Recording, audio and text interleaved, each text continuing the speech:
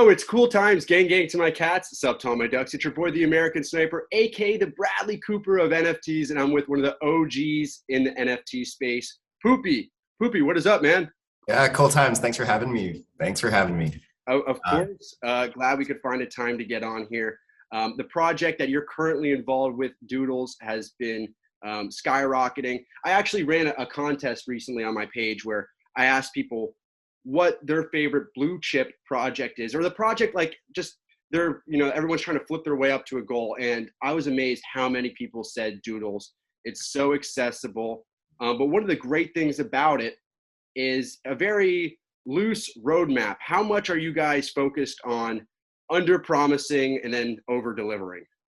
yeah, no, I think the adoption of the word blue chip really fascinates me. It's like it shows how much the space has matured, and because of that maturity, like we want to show people how we can run a project that sets very realistic expectations but also gets the community to buy into the grandest vision. So on paper in the Doodle Bank, it's a forum for doodlers. We laid out a vision, and that vision is to bring doodles into millions of households like as quickly as possible. And I think if people read between the lines of what we've written, they can kind of figure out what the play is. Obviously, it involves mediums of consuming content that is in every household, and this context leads me to segue into the biggest challenge that we have right now, which is maintaining a very high level of community engagement with the Doodle Bank, with the money that we have, but then also having these conversations behind closed doors with production studios, with talent agencies, because there are things that we obviously cannot publicize on Doodle Bank because it will jeopardize the nature of the potential partnerships that we're talking about. So the roadmap is very fluid, but it's also two-pronged. It's us doing stuff behind closed doors, using our expertise and our connections to get the brand in front of as many people as we can. And then Doodle Bank exists with $3.5 million to fund experiments, creativity, builders, creatives, artists, hiring for the team. So it's like, it's the first of its kind, I think, in that, we're not just a fund a community treasury that's intended to purchase NFTs, but instead it's a pool of money that anyone with ideas can come forth and champion their ideas and, get the community to buy into it. We'll run it as a formal proposal. And, if it's sound, we'll fund it, assuming that there's proper accountability in place, the community, there is proper oversight as well. And, it's a net positive to the Doodle Bank and a net positive to doodle holders as well. So. Yeah, there's been some talk about you guys using some of the funds to get an extra animator, I believe. But has there been any suggestions that have struck you and your team as being? Can you give us any alpha? Do you have any ideas you've seen that have kind of struck you as something that interests you in the team? Yeah. So what's hot right now is derivative projects. Like by definition, a derivative project uses inspiration from the original source, but it's unofficial at its core. So, a derivative can never be an official project. But there are a lot of proposals in there that from actual talented builders with a reputation in the space who want to create doodles derivatives, and then give back a huge percentage of that revenue or give back free mints to the doodles holders.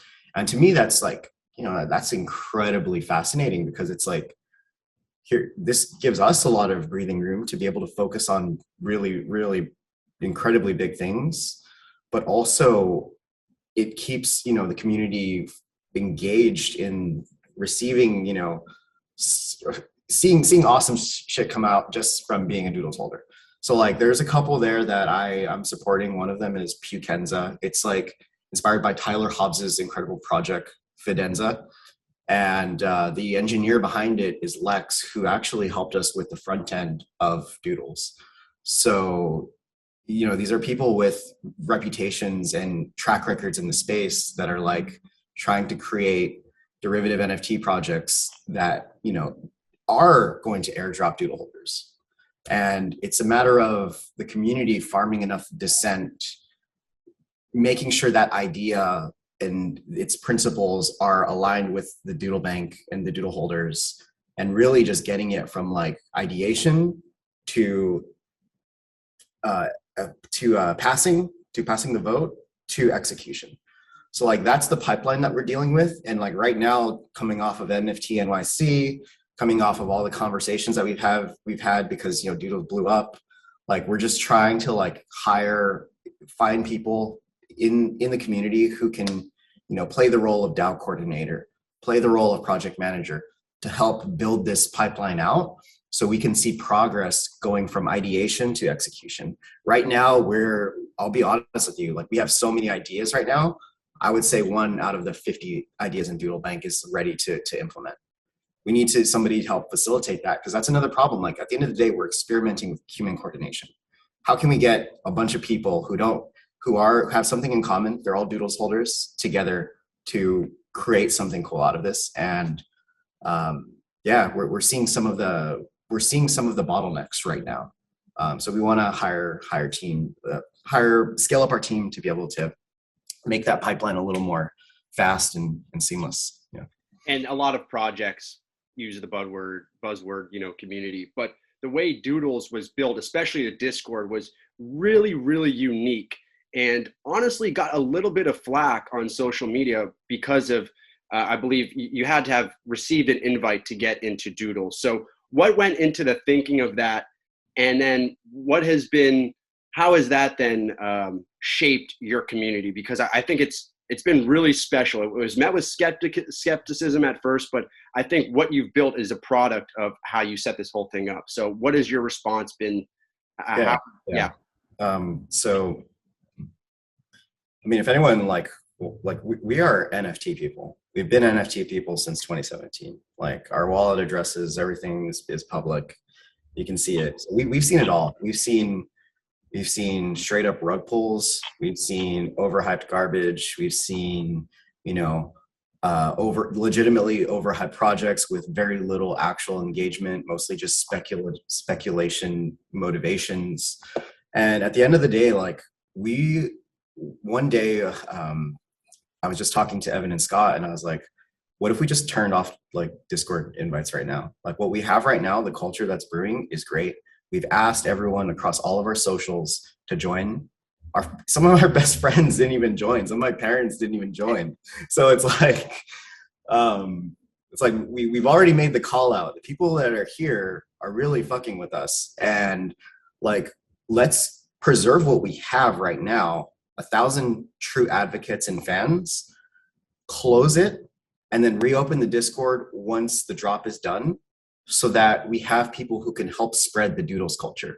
And the Doodles culture, it's vibes all around. It's vibes. Our number one rule is don't be an asshole in Discord. That's it.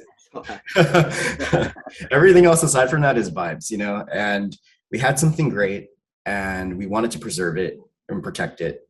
And we didn't want the entire, Discord general chat to just be like, what's happening? Price up, down, blah, blah, blah. Yeah. So I think we made the right decision. We got flack for it for sure. We could have done things a little better, but at the end of the day, like you go into the Doodles Discord now and it's a super pleasant place. And even the new people that have joined after the drop concluded, they've been, I guess, inspired by the culture that they saw when they arrived. So now they're helping perpetuate this culture of positivity and good vibes.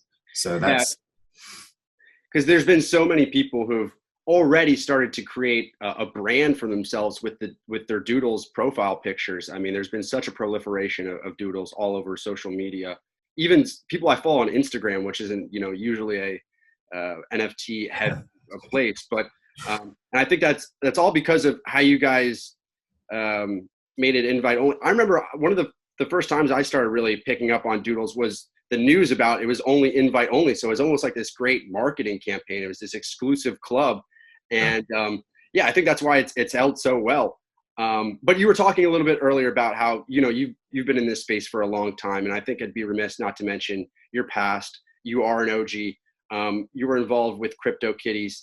I have so many friends who just got into this space because of CryptoKitties, and that has opened up so much for them in their world. And we all just collectively want to say thank you for your help on that. But Yeah. what did you take from CryptoKitties to put to Doodles? What did you learn from that? Oh, man. Everything, every single day I'm taking things. There's even past work that I'm building upon, and this is the alpha, past work that I'm building upon for a first party, a Doodles official release. Perfect. Well, I'm super excited. I love the Doodles project. What else? We just kind of talked about some alpha, but what can, I go buy a Doodle today on OpenSea. What can I expect in the next couple of months besides just a great community and a team? Yeah, we're a team that tries to deliver value much quicker than that. Like even just being at Dapper Labs, like shipping fast, being, done before perfect, testing experiments out in the market before, you go heads down and build a full-fledged product. Like those are all the product production values that we live by. So we're always thinking of, what can we get out in a week, in 2 weeks, in 3 weeks? Yeah. We're not the type of team that's going to say we're going to build a game and earmark $1.5 million to get a small production team going and disappear for 6 months and come back with a shitty MVP. Like we've done that before at Dapper. Like we've attempted, to build mobile games with CryptoKitties. We've did so many different things, and we're taking all those learnings here. Like a little bit more about me is like, I joined CryptoKitties. Like when CryptoKitties released, the first thing I did was build tools because I'm a very technical person. I was building breeding tools with my partner, Alan Falcon, who's the co-creator of Top Shot. And, within like a week or two, Roham, the CEO of Dapper Labs, he noticed us and he flew us out. He flew us out to meet the team. We were basically being interviewed. And at the end of our 2-day stay, he gave us offers. So we're totally ecstatic because Dapper Labs it's freaking Dapper Labs. And this was like in January of 2018. And, we basically just dropped everything and we just joined the team. And, that was it's this great opportunity that I'm very thankful for. And within like 6 months or so, Alan and I became the product leads of CryptoKitties. So that's where we got to, instill our vision in the product, test things, learn. And a lot of what you see in Top Shot, came from CryptoKitties. A lot of what you see in, Doodles, or what we have planned for Doodles, is it's learnings that we've taken away from CryptoKitties and just how we execute a product, how we promote it, and how we continue to try to push the envelope with the new things that we do release. Like I'll tell you that no first party release. I'm calling it first party release because these are Doodles official activations or experiences. Like I don't want to ship something that doesn't push the envelope or doesn't test something new in the space, because I'm a builder, I'm an innovator, and Evan and Scott are the same way. Like we always want to do something risky that can get us learnings and push forward NFTs. So what you'll see from us is, we're not going to replicate what other projects are doing and how people have learned to NFT. We're going to do different things, like with every release that we come out with. Yeah. So. And I'm glad that you talked a little bit about yourself and your track record, because that's one of the reasons I wanted to have you on really bad, because you have a perspective most don't. I mean, we think of OGs in this, we talk about like Twitter OGs, and it's like they started talking about NFTs like February 2021. But you mentioned, starting to work for Dapper Labs in January 2018. So that perspective is incredible. We're fast forwarding to 2021. Just if I could get into inside the mind of Poopie for a second, from 2018 to 2021, so much has changed. What do you think 2024 looks like for the space? Wow. Yeah. I think there's an NFT in every pocket. Yeah. I really think so. I think that, to me, the biggest plays for mass adoption are going to come from the platforms, the Discords, the Twitters. And it just, like as long as we continue showing the world that digital property rights is a good thing, giving your users digital property rights, you know, then we're going to continue persuading these big companies to look at the technology more seriously. And the ones that are looking at it right now and trying experiments, these are the most progressive ones. The rest will follow when they see success. So I think that, you know, 2024, there's an NFT in every pocket. You know, I wouldn't be surprised if in 2034, if every single one of your tweets was an NFT. You know, now every one of your tweets is an NFT. You're having a stake in the impressions and ad revenue that's getting generated from it.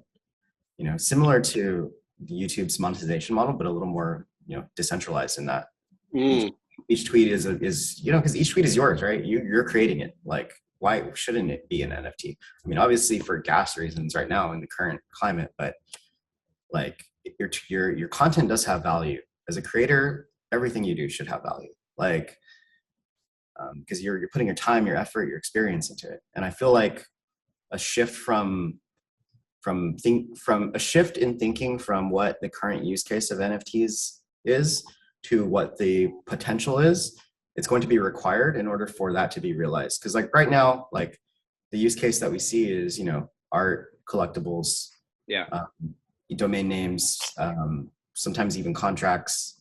But the use case for NFTs is much wider than that. It's literally anything that should be digital that needs ownership rights.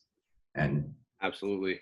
Yeah, I think that's a great take. And it reminds me of, it's like asking somebody in the 90s, like, are you into the internet? Is like asking somebody right now, are you into NFTs? It's like, you're not asking the right question. You should be asking somebody right now, like, are you into streetwear? Are you into art? Are you into music? Are you into TV? Like, those are the use cases for NFTs in the future. And that's why I'm so bullish on this space, and super bullish on Doodles and what you're building, because it's very 4-quadrant. And you know, don't want to spoil anything, but you did mention some Hollywood agencies, some production companies, and Doodles is totally a type of brand in the, you know, alongside Cool Cats, where I just see it underneath the tree at Christmas for kids, and I see people tapping into their childhoods with some of the great art and popping up over different cities. I think there's a great mural. Someone was it Vancouver or? There's murals in Toronto. They're throughout Canada, and we have some other things planned. I think like just the art itself, right? It evokes joy, empathy, openness, and we want to spread that joy. So we're looking at doing more murals at some of the upcoming conferences and events that, you know, are more aligned with, you know, what we believe. So like the murals are a hit, because like in the community, people will see the mural and they'll just like post a photo in general chat, and then everyone will be like, oh, cool, you're there. So we want to do more of that for sure. And Doodle Bank is like a great vehicle for funding these okay. Too, so To get people to do like murals and stuff. Okay, cool. Yeah. One last question. Are you wearing Doodles drip right now? Is that a Doodles? I am. This is Doodles. This is a Doodles sweater. Yeah. That is burnt toast. Yeah. Is that dropped? Is that released? It's on Burnt site. It's on the Burnt site. It's Burnt Toast Creative. I'm gonna drop that link in the description, because I probably need that sweater. I was looking at that, I'm like, that can't be a Doodle sweatshirt, and I'm like, that is so fresh. I love the minimalistic approach to that, but like instantly recognizable. Like if I saw something out, I would immediately go up to them and be like, dude, oh my god. So Scott, like he is, you know, because he runs the merch from his house. So he has like, I call it the merch dungeon, because whenever I see him working, he's like surrounded by just merchant. His merch is like really like, he's spent years to find the right people to make it. But like when we were in New York, I asked him like, so what is like the most weird, like shocking experience for you like here? And his answer was, we were just outside and I see someone walk by with one of my sweaters. And I'm like, you know, artists really do appreciate the support. Like Scott really does appreciate all the support that he's getting. I do too. Evan does as well.